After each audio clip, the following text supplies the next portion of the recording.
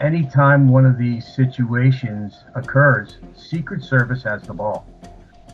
Secret Service is in charge, and they dictate what everybody else does. Nobody does anything unless they first clear it through Secret Service. So with all that going on, anything that we did as the Republican National Convention, it was always in collaboration with the Secret Service. And I'm sure at the rally that occurred on Saturday, that although local law enforcement and the state police were involved, they did not do anything or move without first discussing something with the Secret Service.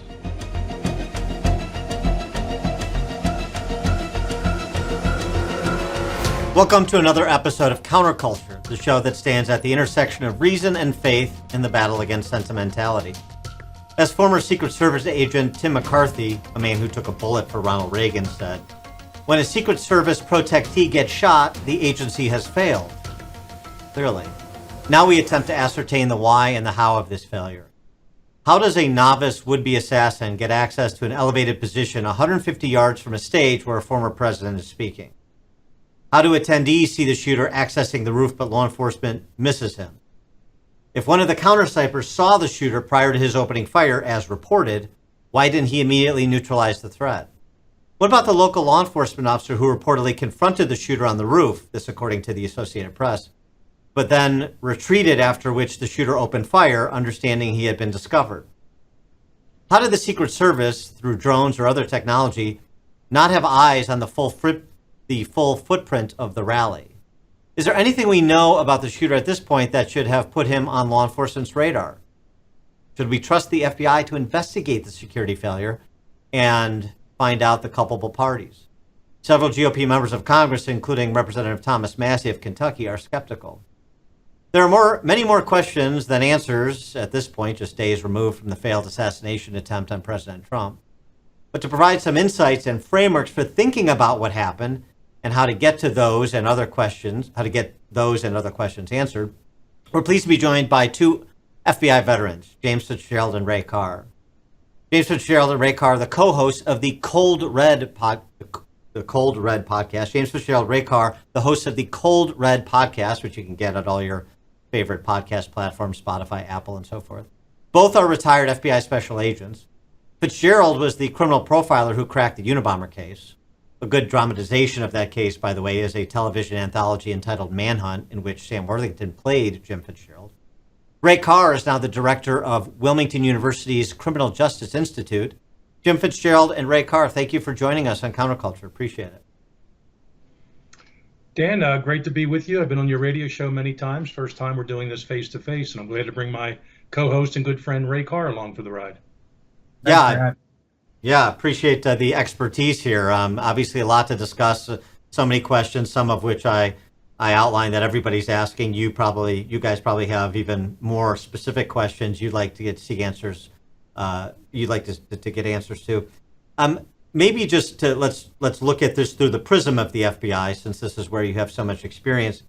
As the FBI conducts this investigation, I assume that necessarily will include the security preparation and the communications, in real time on that day. How should we understand the approach the FBI is going to take to try to get to the answers that all Americans want about what happened? Ray, you were on the FBI SWAT team. Why don't you take this first crack, and I'll come in after you. Yeah, not just being on the SWAT, but I then transitioned into the negotiation team. And I remember back in the early 2000s, it might have been 2002, we had the Republican National Convention in Philadelphia. And I remember we were a auxiliary assigned outside of the convention center as a negotiation team, and our SWAT team supplemented the Secret Service. But anytime one of these situations occurs, Secret Service has the ball. Secret Service is in charge, and they dictate what everybody else does. Nobody does anything unless they first clear it through Secret Service. So with all that going on, anything that we did as the Republican National Convention, it was always in collaboration with the Secret Service. And I'm sure at the rally that occurred on Saturday, that although local law enforcement and the state police were involved, they did not do anything or move without first discussing something with the Secret Service. Well, and just to that point, so, because there's been some arguments online I've seen from those who suggest they possess law enforcement or military intelligence backgrounds, and they're making some of the same points that others are making too. But, the question about, well, who had sort of that medium perimeter security where the building was that the shooter was on top of, and it could have been local law enforcement, not Secret Service. But to your point, Ray, even if it was local law enforcement, Secret Service has to have eyes on the entire footprint, right? So if they see that a building is not being secured, or that local law enforcement isn't where they're supposed to be, that they're supposed to be quarterbacking it, aren't they? Anytime you have an event that is being run by the Secret Service, they send out an advance team. Doesn't matter what country or what area it's in, the advance team goes out and they wind up doing a preliminary assessment of the whole area, which would include buildings that are potential sites of vulnerability towards the ex-president, or anything of that nature that they would see. They would set up. Now they're going to be responsible primarily for the inner perimeter that's actually taking place. However, local law enforcement handles the outer perimeter. But still, even though they're handling the outer perimeter, they're still going to be told what their responsibilities are and what they need to do by the Secret Service, usually that advance team that was sent out earlier.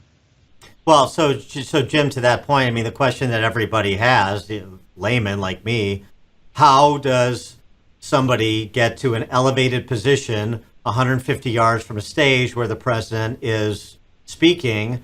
And as I said at the outset, attendees are directing law enforcement's attention to that building rather than law enforcement being on top of it. Well, this was an unmitigated failure. And I understand the Secret Service just had a presser in the last hour or two. And I won't use the term throw under the bus, but they basically delineated the fact that they were in charge of inside and local police were in charge outside the perimeter. Of course, the building, this AGR building, I think it's called, and they're basically saying the police failed at their mission. But I've known enough people that work with the Secret Service. I have indirectly as a profiler, even as a police officer back in the day for different events, and they come in very heavy-handed.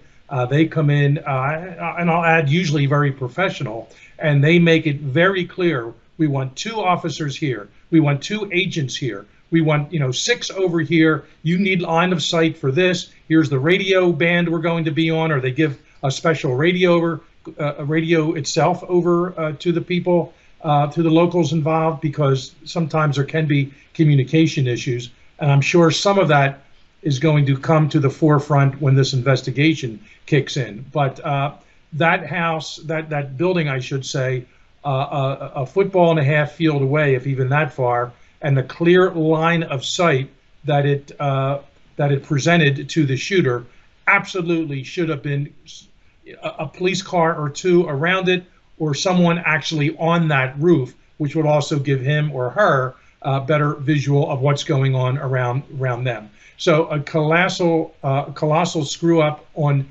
someone's part, and I have a feeling it's only a matter of time before the Pennsylvania State Police or the local police are going to fire back at the Secret Service, figuratively speaking. But I think some heads are going to be rolling here before long. Well, and that's exactly the concern, is that you have the finger pointing that goes back and forth, and it creates more confusion about responsible parties. I mean, this is where the FBI has to come in and say, basically adjudicate it if the fingers are being pointed, right? Because there's going to be a demand for responsible parties to be held accountable for this colossal failure that almost everyone agrees was indeed a colossal failure. And Dan, let me just add to here, we saw what happened in Afghanistan. No one paid a price for that, right, except the 13 military people, of course. who lost their lives, and many other Afghans and people that are still over there that were helpful to us. So this administration does not have a very good track record of disciplining people. I suppose as long as you drink the Kool-Aid and do what they say, you'll hold on to your job. But the election year and the coming millimeters away from losing most likely the top candidate for the job, if someone doesn't get fired, or if not actually criminally charged over this, I would be very surprised and actually also disappointed. Well, I mean, so Ray, going back, since you were on SWAT, I mean, one of the other topic areas of interest is the counter snipers that were on that roof. And there's a lot of competing theories and unverified messages on sites like 4chan about whether or not that counter sniper had eyes on the shooter, for how long he had eyes on the shooter. Was he focused, 1,000 yards away, and he had to reconfigure his sight lines to get on the shooter? What are the rules of engagement? Did he really have to, as was reported by RealClearPolitics.com, did he really have to wait for the shooter to fire before he had the green light to neutralize the threat? I mean, can you give us some perspective on that counter sniper and an assessment of assessment of his performance or their performance collectively as a group based on what we know at this point? It's a little difficult to be able to tell you because I don't know what the rules of engagement are for the Secret Service. I take it that they're the same as ours, but it's a little bit different when you're in a protection detail.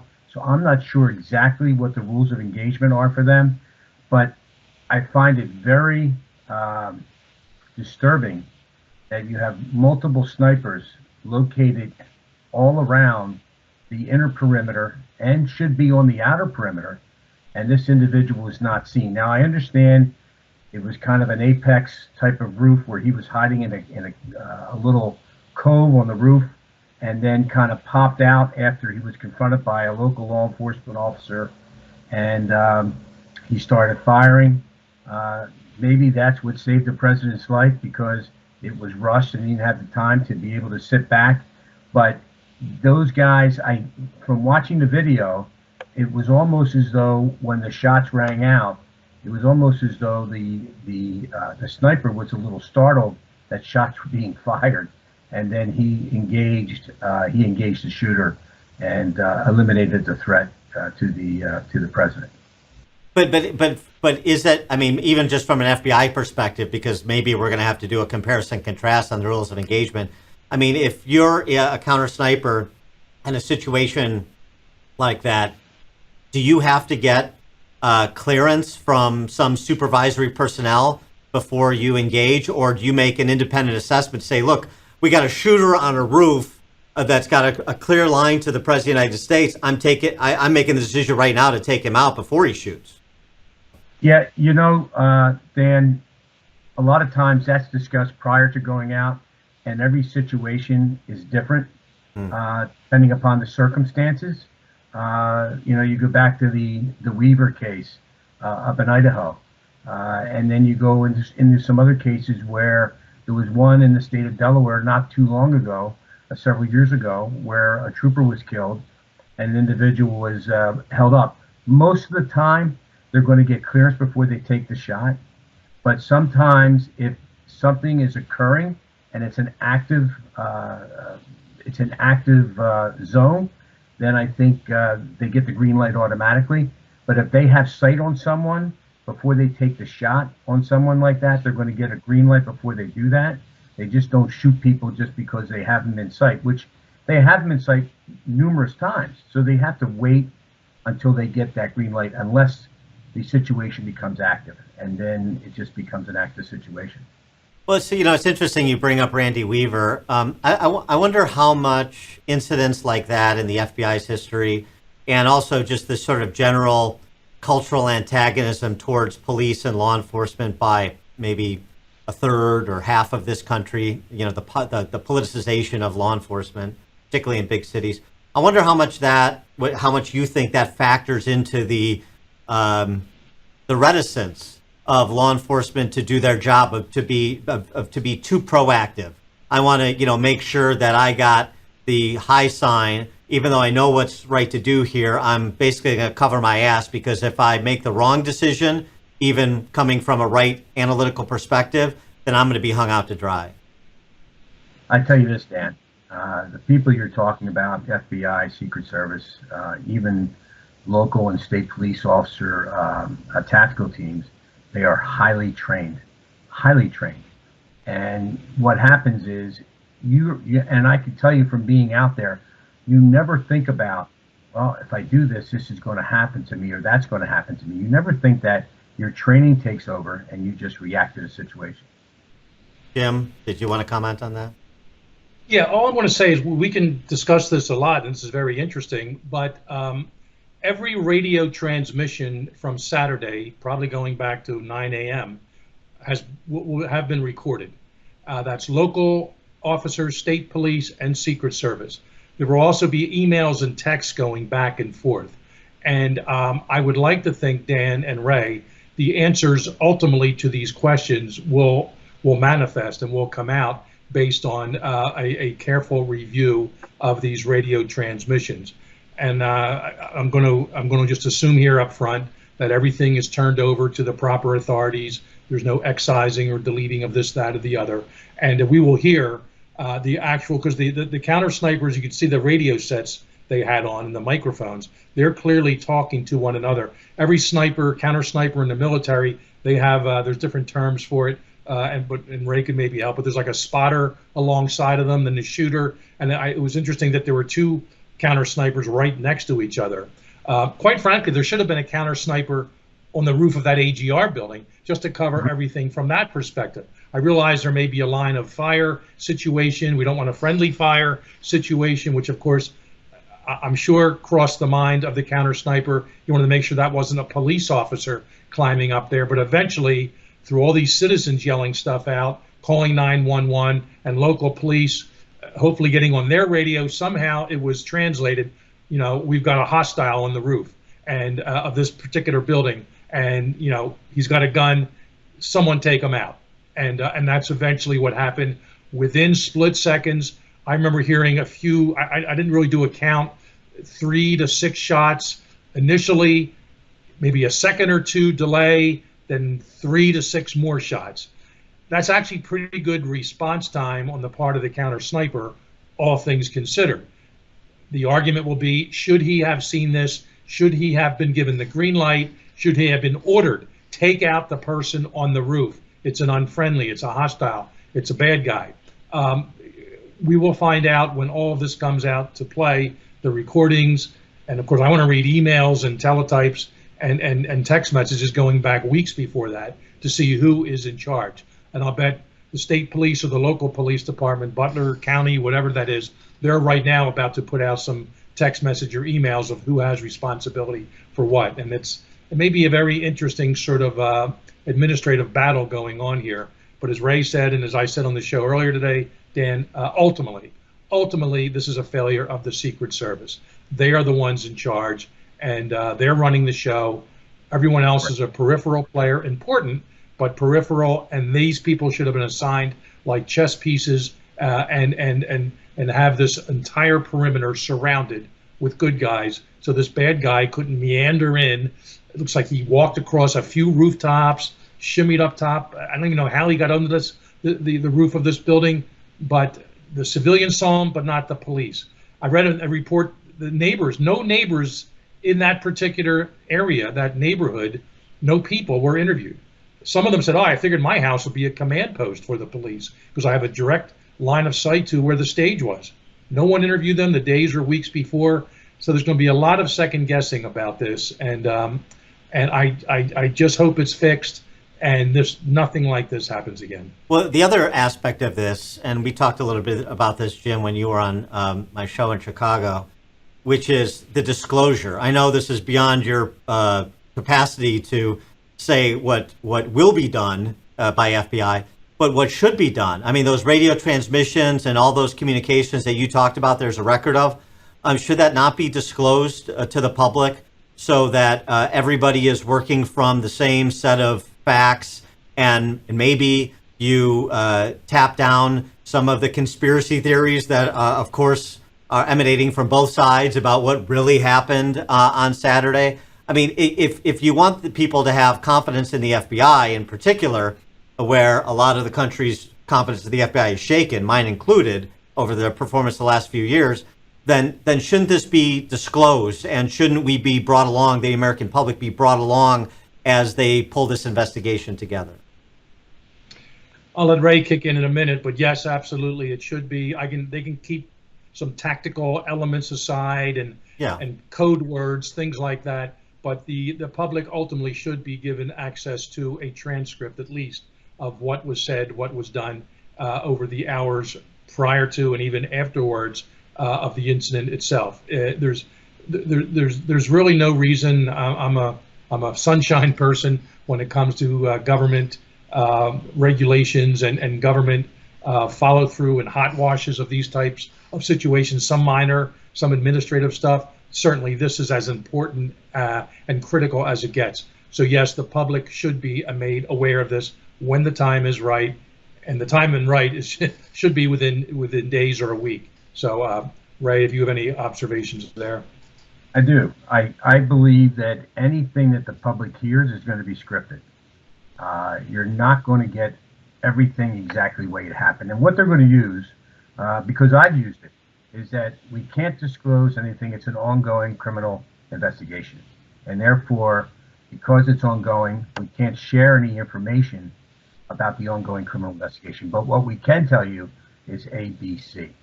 So you're really, and will we ever find out everything, like everything about the shooter, everything about the missteps that took place by law enforcement on Saturday?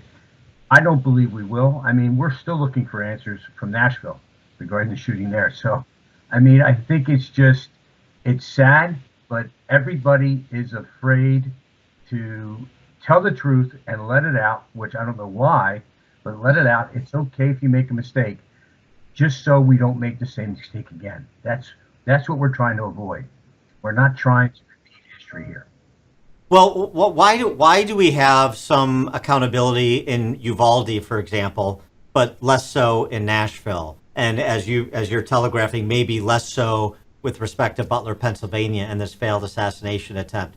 I mean, why can't there be sort of a uniformity of approach so that it was terrible? It was a terrible failure of law enforcement in Uvalde. That's what I understand, and I think a lot of people understand. Now they're not just people resigning, but police leadership that's been criminally indicted. And so it's like, okay, they failed. It doesn't impugn all police. It's terrible, the terrible misjudgments and negligence on their part in that moment.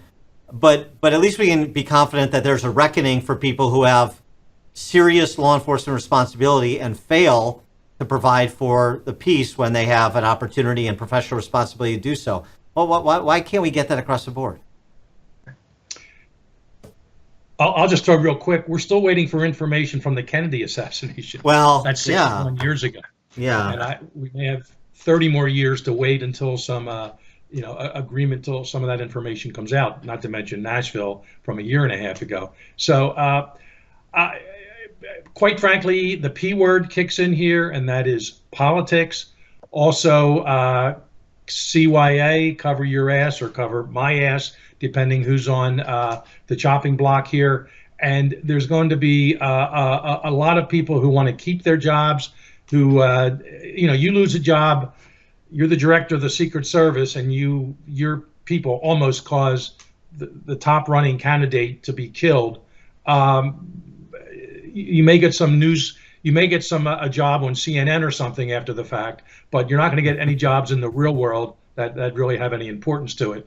So I really, there are a lot of people now, they're in very much control and command situation, not in a good way though. They're trying to make sure this is spun to their benefit. Everyone's saying the right words up front. Oh, this is unfortunate. This is what happened. This administration is known for protecting its own. They may have to throw someone or two under the bus. I'm not sure, but they have to be careful in this type of administration. Everybody has skeletons in their closet, and they know about these skeletons of other people. And they say, hey, if I'm going down, you're going down with me. And they got to be very careful here and that's not a good excuse. But nonetheless, let's hope cooler minds take over and they supervise this thing, and all information comes out, and we have a clear, objective, nonpartisan version of what happened, and sooner rather than later, and I would hope well before the election in November. Well, let's talk a little bit about the Director of Secret Service, Kimberly Cheadle, because there was a piece done by CBS News last year about Secret Service, because they have had some public embarrassments, some failures, some internal dissension. There was a report that even there was a petition circulating as recently as a few weeks ago questioning the senior management at Secret Service. But I go back to the piece that CBS did where the director said that her goal was to have 30% of the recruits Secret Service be women by the year 2030, and she was very focused on diversity and attracting a diverse workforce and so on and so forth. Very much giving us the DEI corporate speak that is ubiquitous in America now, although there's a little bit of a rebellion against that more recently, thanks in part to the Supreme Court. The question is the Secret Service yet another agency that puts identity over ability, and that is at least part of the explanation for why they failed America on Saturday? Well, that's a tough question, Dan. It's a loaded question. When you look and you talk about DEI, I have no problem if there's 50% female, as long as they can do the job. Right. It makes no difference to me. But don't water down the qualifications to be able to meet a quota. I think that's the danger when you get into talking about DEI. I think that's the danger to it. And what's happening all over is watering down qualifications all over so that people can meet these new standards. And I think that's wrong. Well, I mean, what Jim, I'll let you respond, but I mean, what was your reaction to the video you saw after the Secret Service had covered Trump on that stage, and that was impressive, and they did a good job getting him off stage, but then sort of as they're moving him to the vehicle to get him to medical treatment, I mean, you see one of the agents who happened to be a female sort of fumbling, trying to get her gun back in her holster. I mean, it didn't present the most competent image of Secret Service that is supposed to be, cool hand Luke in those moments. Jim. Yeah, I did see that video. Ray and I have both been in ongoing fight situations. I mean, maybe not directly, but there's certainly the propensity for someone taking a shot at you, a crowd control situation. I did feel uncomfortable watching that agent not be able to put her weapon into the holster. I'm glad she finally found it. She's a lefty like me, but that shouldn't have any bearing on it. So that's problematic there. I read for years with the Secret Service, they want the agents who protect their charges, and certainly the president, vice president, and a few others, to be at least as tall as the person, him or herself. And I think Trump's 6'2", 6'3". He's not a short guy, and the women and the men all seem to be about his height. Now, I'm not being a shortest or a tallest here or a heightist, I guess, but there are certain specific positions that if your job is to basically take a bullet for your protectee, you want to be able to cover that person's entire body and be at least that height. And it looks like there was at least 3 females there, maybe 5'8", maybe 5'10" at most. And again, I'm not picking them apart for being short or whatever or overweight or whatever, but they should be up to at least providing a basic barricade for the job. And that's just one element of why they'd be on that detail. Obviously, smart and good condition, fit, and experience before that. So that video was uncomfortable to watch, but I am going to give them a little bit of a break. It's probably the first time any of them ever had to rush into action for a legitimate, real tactical situation. There have been some people jumping up on stages and a bang in the background that were unfounded or basically meaningless. So they knew shots had been fired. They knew their protectee had been hit. Now they just got to get them into the car. Their muscle memory, how they train, I'm sure for years, kicked in. Some awkward looking actions on their parts, but I'm going to hold off any true negative commentary at this point regarding that part. I'm looking at this from a big picture perspective and how the Secret Service screwed up not having that roof covered. Well, but I mean, also just from a big picture perspective, just a little bit more on the identity politics that has seemed to insinuate itself in all law enforcement agencies. Your former agency, the armed services, Secret Service, police departments and urban centers that have life and death responsibilities on a daily basis. And, and this CBS report is just sort of yet another example of the sort of things we're talking about where, merit or the particular skill set to do the job is subordinated to political goals. And your perspective on, sort of how dangerous that is, particularly in law enforcement agencies. Dan, let me throw in real quick an anecdote I share every once in a while. I have a family member who is a very talented musician, and she would try out for various orchestras over the years. And the way musicians trying out for orchestras do it is the conductor and other people sit on one side of a curtain, and the musician, him or herself, go behind the curtain, play their instrument, through a microphone, speakers, whatever, and they judge on the other side of the curtain, the conductor, who is the best candidate to be, first chair oboe or second chair flute, whatever. I realize that wouldn't work in every single profession, but we talk about DEI, whatever, like Ray, I could care 50% or more of different colors, race, creeds, dispositions, wherever, but let's get them talented. Let's get them qualified first. And this is a dangerous precedent with hirings of people who are not quite as qualified as others based solely on one demographic or sexual preference feature about them. And I think we've seen in the last few months, going back to the hearings in Congress in December, some people that were maybe, they used to call it the Peter principle, promoted to the point of where you're basically inefficient.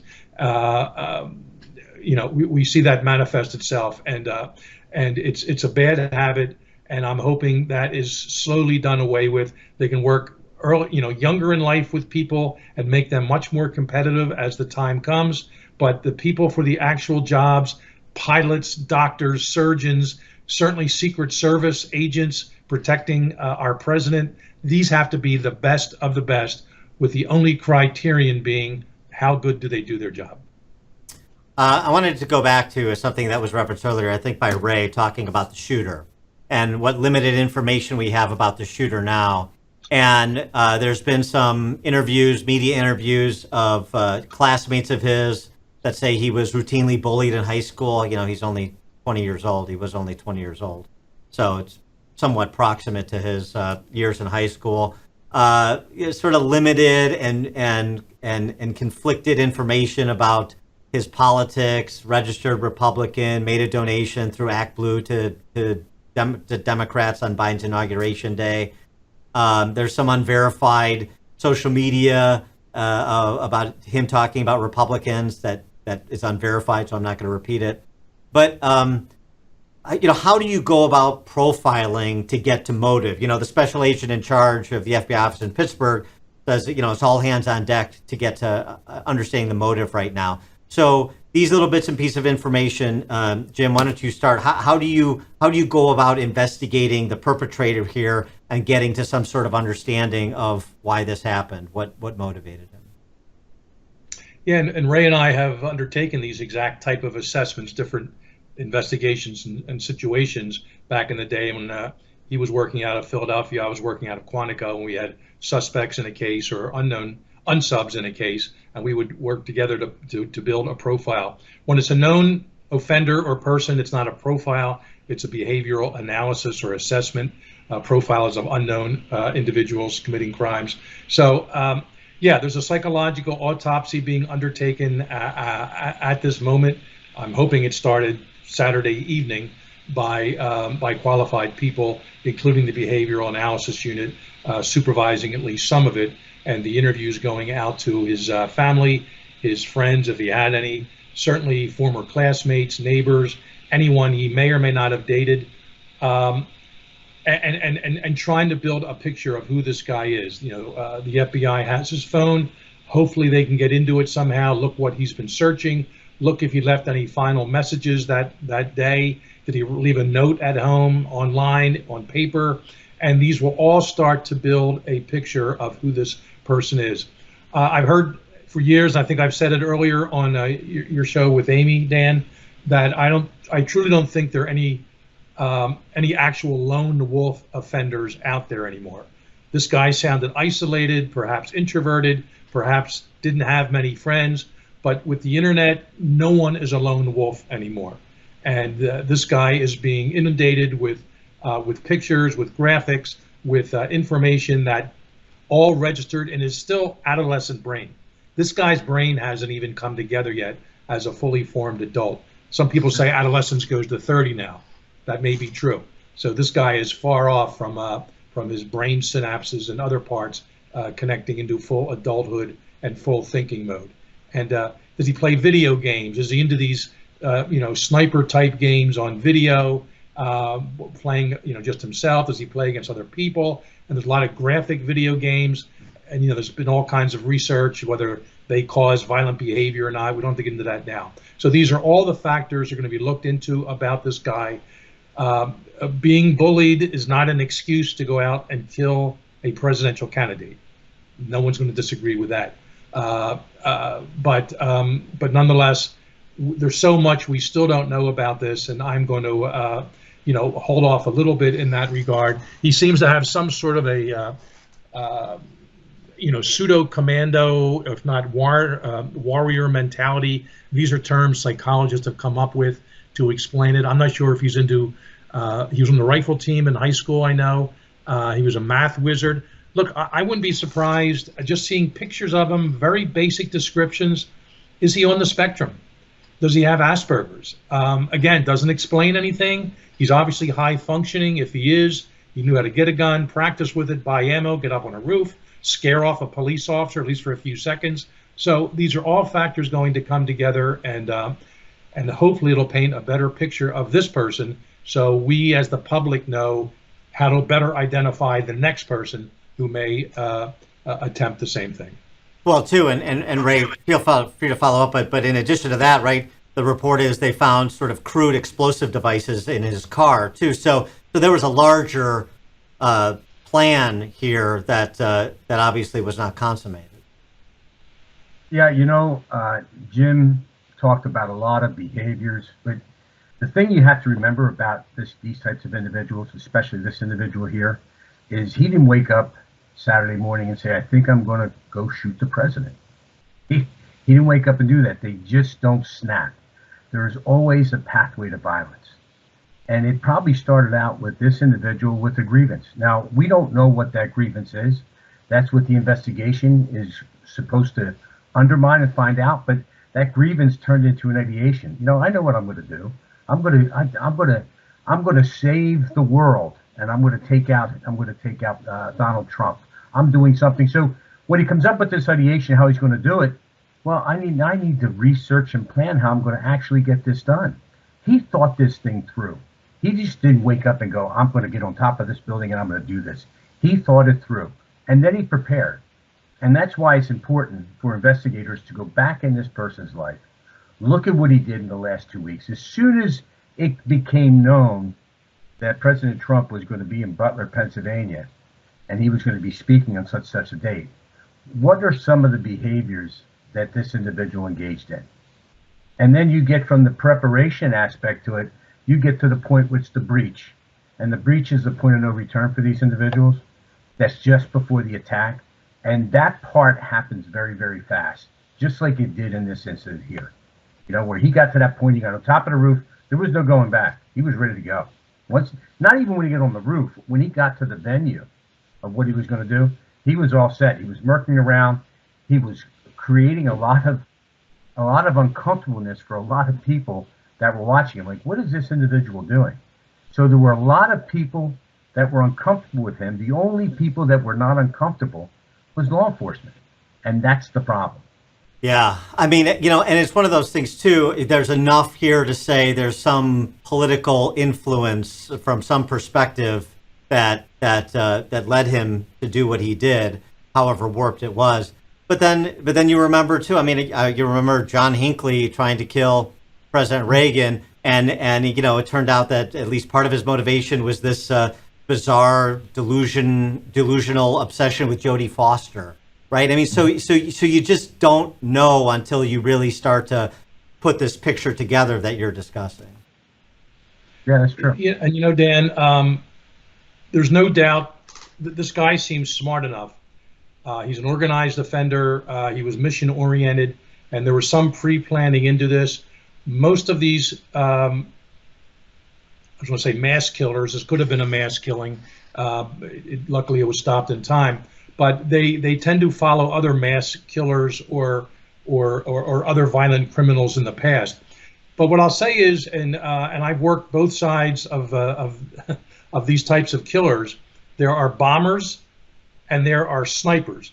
Each in of themselves are the rarest of the rare. You have to be pretty smart, pretty clever, usually in good physical shape. Certainly, as a bomber, you could blow yourself up if you make a mistake. And as a sniper, putting yourself in position, you're carrying a long rifle, you're open, to be seen by others. I've never come across a bomber and a sniper. Now, I know these are relatively, we don't know the extent of his bomb-making material, his improvised explosive devices. But the only person close to him is one of the most prolific mass murderers in history. It didn't even happen in the U.S. It was in Norway, and that's Anders Breivik. And he actually set off some bombs in Oslo, some car bombs, and then he drove to an island and he killed 70 plus people there. So I wonder if somewhere in the searching, and I know this, what happened on Saturday is different what this guy did in Norway 13, 14 years ago, but I'm just wondering if somehow in this, undeveloped mind, maybe a smart guy, but undeveloped, this somehow was his hero, and he wanted to, in some way or shape or form, engage in both a sniper sense and a bombing sense, and take out not only the most important person in the United States, arguably in terms of a political spectrum, but also hurt other people with his bombing devices. So the only one who comes, like I said, even close to him, a world away and a decade plus apart is this Breivik guy from Norway.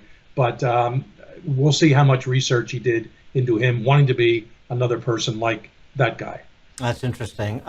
Before we let you gentlemen go, I mean, just to put some context to how massive this security failure was, Jim, I was hoping that you'd share the story from Quantico and President George W.'s arrival there to christen the new facility in Quantico, just to provide sort of an exclamation point to how massive the security failure was. Yes, in 2003, months in advance, we were told the FBI laboratory, which was under construction for 5 years on the grounds of the FBI Academy, was moving from headquarters officially and going to be officially opened in Quantico. It was the fall of 2003. And in advance, we learned that President George W. Bush was going to be there to cut the ribbon and do the opening ceremony. And at that point in time, and actually it remains to this day, I have never been in the presence of a live actual president. I did meet Donald Trump in New York years ago. We can save that for some other time. But I said, hey, let me take advantage of this. And I signed up on a list, a month in advance and to go to Quantico for that day. And it turns out, like any of these details, just like in Butler, PA, 48 hours ago, the Secret Service was in complete charge.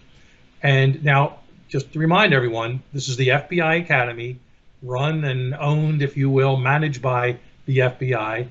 The Secret Service was coming in with their presidential protectee, George W. Bush, and they said, we're in charge. We'll let some people in, not all the agents can come, but if you come, agents, you're not bringing your weapons with you. So I'm being told for the first time as an FBI agent, where I'm allowed to carry a weapon anywhere in the country, I can't come to my own academy where I work carrying my weapon.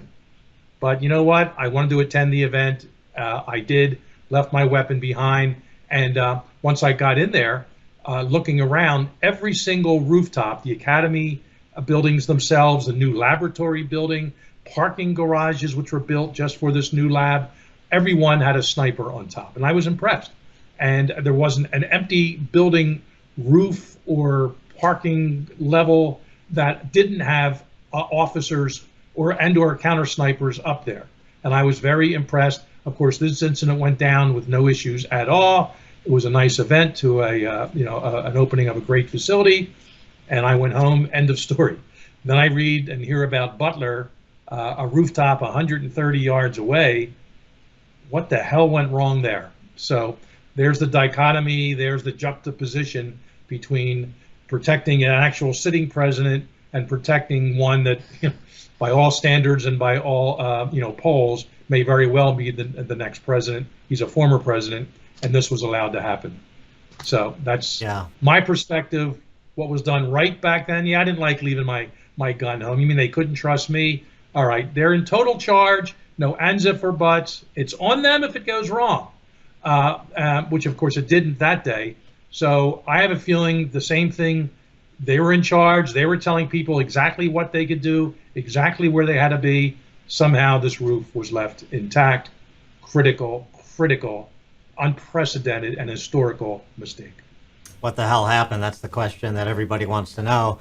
Jim Fitzgerald, Ray Carr, retired FBI special agents, now co-hosts of the podcast Cold Red. Cold Red is the podcast, and you get that on Spotify, Apple, your favorite podcast platforms, just the same places you get Counterculture, my podcast. Gentlemen, thanks so much for joining us. Really appreciate your insights and helping us process everything that's happened so soon after it did. It was really good. Thank you very much. You're welcome. Thanks for having us.